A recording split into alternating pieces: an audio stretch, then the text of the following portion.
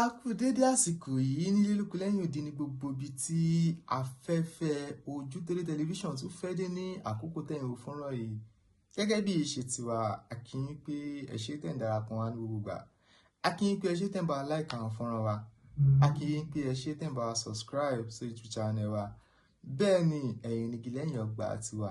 Èmi ọmọ yín náà ni àbúrò yín, last born ilé yín, Adéwálé Wahab, tí gbogbo èèyàn mọ̀ sí Painkiller náà ni èmi nìkan náà ni èèyàn kan ṣoṣo tó máa ń kílì pain àwọn èèyàn pẹ̀lú ọgbọ́n orí, pẹ̀lú ọ̀rọ̀, pẹ̀lú làákàyè.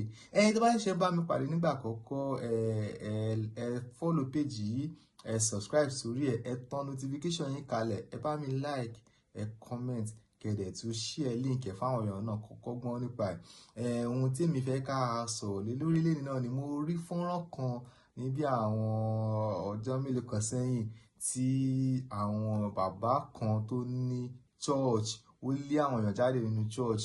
Àmọ́ nǹkan tèmi fẹ́ ká kọ́kọ́ ṣàkíyèsí nínú fídíò yẹn ni wípé àwọn tó ń ṣe fídíò yẹn wọ́n ṣe níṣe wípé wọ́n fẹ́ fi bàbá yẹn ṣẹ̀sín, wọ́n fẹ́ fi sí orí ayélujára káwọn èèyàn lè máa bú bàbá yẹn wípé bàbá tó ní church yẹn kọ́ lè máa bú wọn pé nǹkan tó ṣe ò dáa, kí tó láwọn èèyàn kúrò nínú ilé ìjọsìn. Àmọ́ àwọn tó ní làákàyè, àwọn tó lọ́gbọ́n orí, àwọn tí wọ́n mọ ìtumọ̀ nǹkan tó ń pè ní church àtúmọ̀ nǹkan tí bàbá yẹn ṣe ni wọ́n pọ̀ tó rí fọ́nrán yẹn. Bẹ́ẹ̀ sì ni èmi náà wà lára wọn. Àmọ́ fún ẹ̀yin tí ẹ̀ ń bá mi kalẹ̀, tẹ́ ń tẹ̀lé mi, fún ẹ̀yin tèmi gọ́gọ́gọ́gọ́gọ́, mo fẹ́ ká gbọ́rọ̀ yẹn yẹ̀ wò, ká gbé yẹ̀ wò. Àmọ́ a fẹ́ ká kọ́kọ́ wọlé pẹ̀lú church. Kí gan là ń pè ní church? Báwo ni church ṣe bẹ̀rẹ̀? Báwo ni church ṣe dé Nàìjíríà kó tó di wípé church wá pọ̀ káàkiri báyìí? Tí tá bá wo ayé tá wà ní ìsinyìí, ẹ máa débò míì, wàá kọ́ church síbẹ̀. Ó lè máa ju ìyá àti bàbá àti bí ọmọ tọ́jọ́ ń ṣèjọsìn nínú church ọ̀hún. Meanwhile, church míì wà ní àdúgbò yẹn tí ó yẹ kí gbogbo wọn darapọ̀ kó dẹyọ kan. Àmọ́ pásítọ̀ ilé fẹ́ dá tiẹ̀ ṣe, ilé fẹ́ dá tiẹ̀ ṣe, ilé fẹ́ dá tiẹ̀ ṣe. Gbogbo wọn ṣàfẹ́ máa gba owó offering àbí owó ọrẹ. Èmi ò mọ̀ bí àkọ́tọ̀ wọn ṣe ń dá lẹ́nìyẹn. Àmọ́ ọgbọ́n orí tèmi kò tèmi rí pé ó dàbí wọ́n ṣe ń dá sílẹ̀ nìyẹn. Àmọ́ ẹ ká bẹ̀rẹ̀ pẹ̀lú ní báwo gan ni ọ̀rọ̀ church ṣe jáde ní inú Bible. Ibi tó ti kọ́kọ́ sọ̀rọ̀ church ni inú Matthew 16:18. Èmi ò kí ń ṣe Kristẹni, àmọ́ mo ní àwọn Kristẹni lẹ́gbẹ̀ẹ́ dáadáa. Mo bá Kristẹni ṣe, mo lọ orí òkè, mo ń lọ church dáadáa tí mo ní àwọn wòlíì gidi lọ́wọ́. Mo ní àwọn èèyàn tó jẹ́ Kristẹni dáadáa. Ibi tó ti kọ́kọ́ dárúkọ church nínú Bible is Matthew 16:18. Èmi ò ní kà, àwọn ọ̀jọ̀gbọ́n wò mí, àwọn tó jẹ́ Kristẹni wò mí.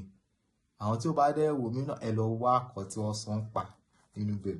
Báwo wá ni church ṣe dé sí Nàìjíríà? Àwọn ló mú church dé wá sí Nàìjíríà. Ẹni tó mú church wá sí Nàìjíríà is Reverend Father Freeman. Ẹni tó mú Christianity wá sí Nàìjíríà nìyẹn, Reverend Father Freeman. Ó lè ní pé 17th century ni first church, Roman Catholic. Ilé tó túmọ̀ sí pé dàbí Catholic ni church àkọ́kọ́ ní Nàìjíríà nìyẹn. Catholic church ni church àkọ́kọ́ ní Nàìjíríà. Àmọ́ bí tá à ń lọ kọ́ nìyẹn. Àkọsáré yabẹ̀ yẹn díẹ̀ ni. Ẹ jẹ́ ká wá sọ̀rọ̀ nípa ìfọ́nrán yẹn gangan. Ẹ jẹ́ á sọ̀rọ̀ nípa fọ́nrán yẹn torí mo rí fọ́nrán yẹn, mo farabalẹ̀ wò dáadáa. Mo wò closely. Mo wá ní sùúrù, mo digest ọ̀rọ̀ yẹn. Mo ní ká ní pé Ọlọ́run ṣe mí bí mo ṣe fẹ́ ni.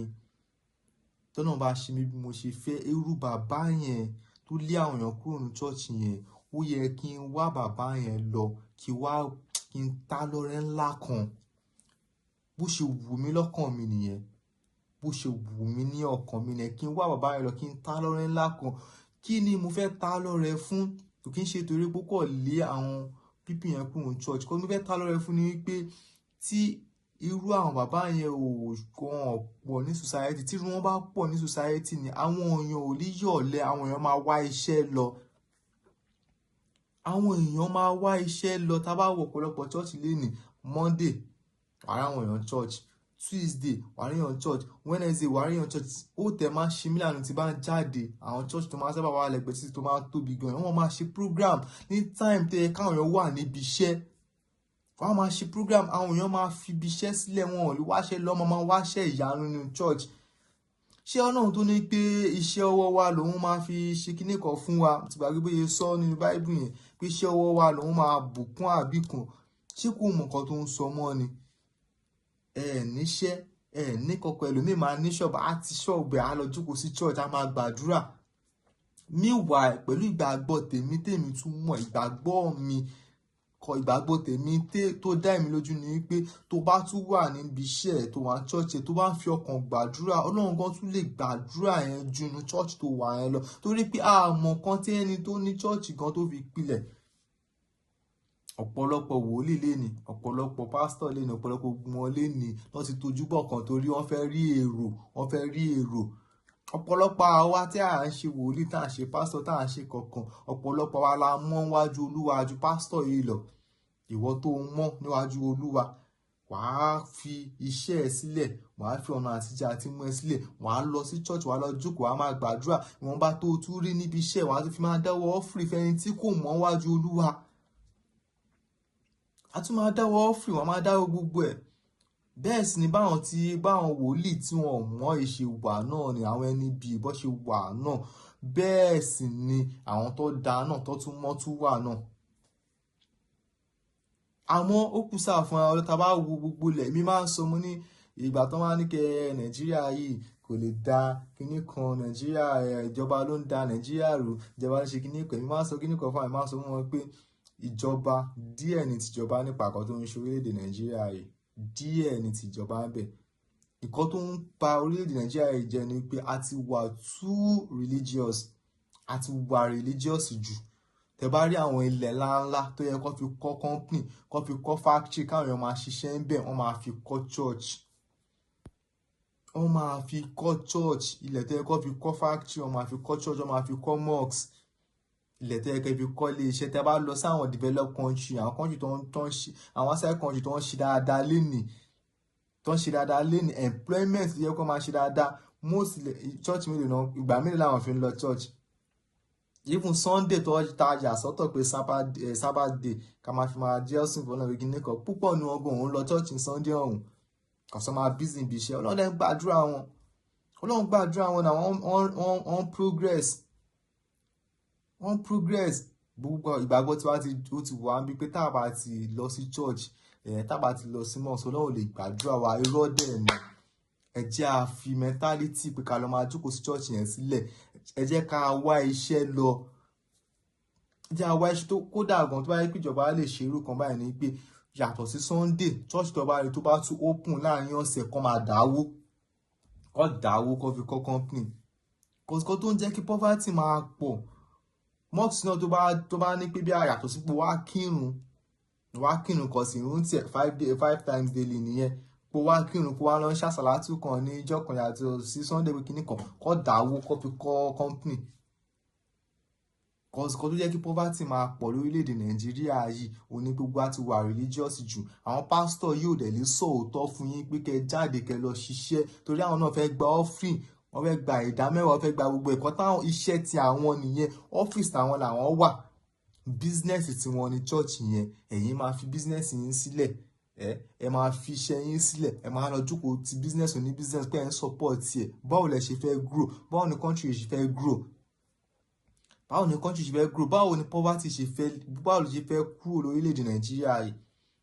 Torí gbogbo ẹ̀yin tẹ́ ń tẹ̀lé, gbogbo ẹ̀yin tẹ́ ń like àwọn forum, tẹ́ ń fi ọpọlọ àgbà tẹ́ fi ń bá mi fi gbá àwọn ọ̀rọ̀ tí máa ń mú wá, tẹ́ fi bá mi gbé yẹ̀wò. Irú bàbá yẹn, èèyàn tí wọ́n wá tí wọ́n ṣàánú fún, nítorí bàbá yẹn gan ti dàgbà.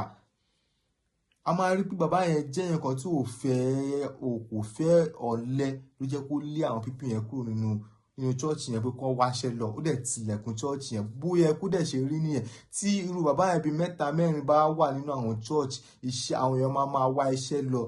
Tá bá máa wò lọ wò bọ́n sí, wọ́n máa padà wá, máa pe wòlíì pé ẹ ṣàánú wa, ìgbésí ayé mi ò tẹ́ mi lọ́rùn. Wọ́n á tún fún yín nìkan, wọ́n á bá yín gbàdúrà ṣe gbogbo ẹ̀ náà, ẹ fi wáṣẹ́ lọ náà. Church náà lè máa jókòó sí.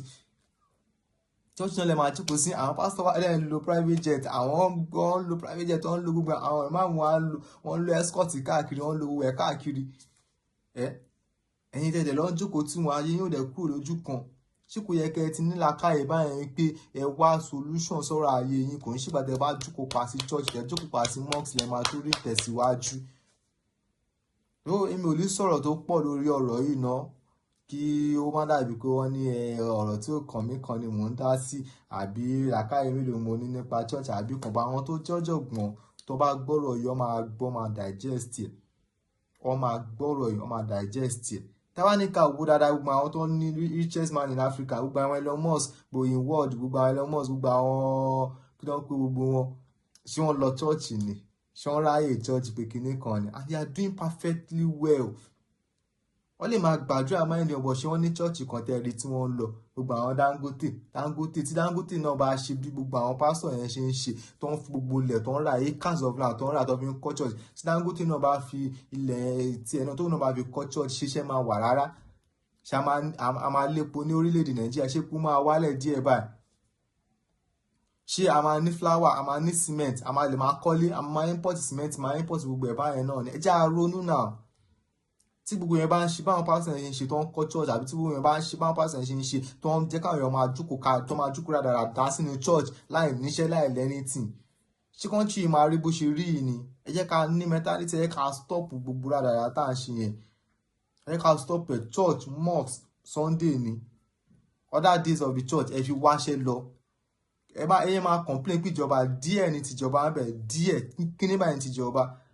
Ṣíjọba ló máa bá yín wáṣẹ́ ni? Ṣé ẹ̀yin kọ́ lẹ máa wáṣẹ́ lọ fún ara yín? Ẹ lè máa wáṣẹ́ lọ fún ara yín, kò ṣíjọba ló máa wáṣẹ́ fún yín náà. Torí ìdí èyí, ẹ̀yin tẹ́ bá ṣẹ̀ṣẹ̀ bá fídíò mi pàdé ní ìgbà àkọ́kọ́, ẹ bá mi subscribe sórí YouTube yìí, ẹ tan notification yín kalẹ̀. Màá tún máa sọ̀rọ̀ lórí àwọn fọ́nrán mi, àwọn fọ́nrán tí ẹ pọ̀ tí màá sọ̀rọ̀ lé lórí lẹ́ni. Ẹ máa tẹ̀lé mi kalẹ̀. Ibi ọmọ yín náà ṣì ni àbúrò yín lásán nílé yín, Painkiller náà ni, Painkiller ni. Ó dàbọ̀.